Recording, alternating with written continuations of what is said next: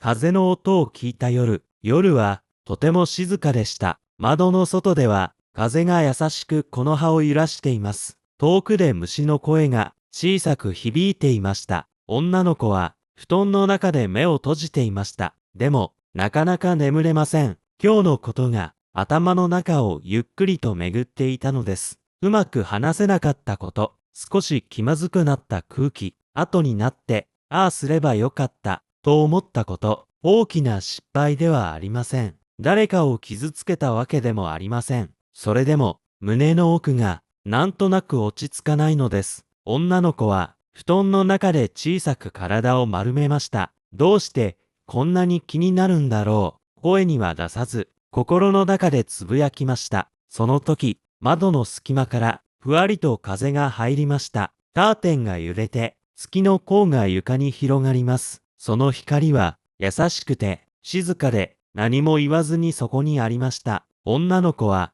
そっと目を開けて、外を見ました。夜の空はとても広く、まるで、大丈夫だよ、と言っているようでした。その景色を見ているうちに、胸の中のざわざわが、少しずつほどけていきます。私、ずっと考えすぎてたのかも。そう思った時、ふと気づきました。今日1日、どう見られているか、ちゃんとしているか、間違えていないか、そんなことばかり気にしていたことに、ちゃんとしなきゃ、失敗しちゃダメ、知らないうちに、心をぎゅっと握りしめていたのです。でも、外の夜は違いました。風は、ただ吹いていて、月は、ただそこにあって、何かになろうとも、比べようともしていません。その姿を見ていると、女の子の胸の奥が、すっと軽くなりました。私も、これでいいのかな、そう思った瞬間、胸の中に、温かいものが広がりました。女の子は、そっと胸に手を当てました。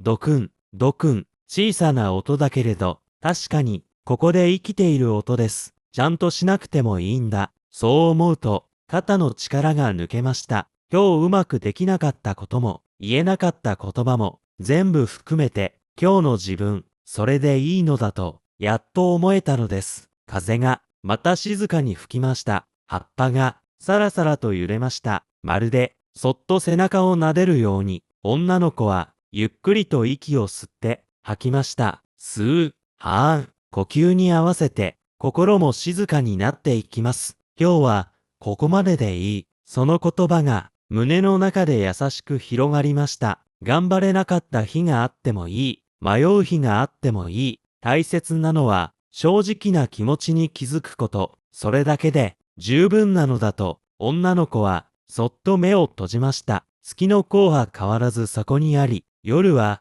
静かに続いています。世界は、急がせることも、責めることもなく、ただ、優しく包んでくれていました。おやすみなさい。そう心の中でつぶやいて、女の子は安心した眠りへと沈んでいきました。今日はここまででいい。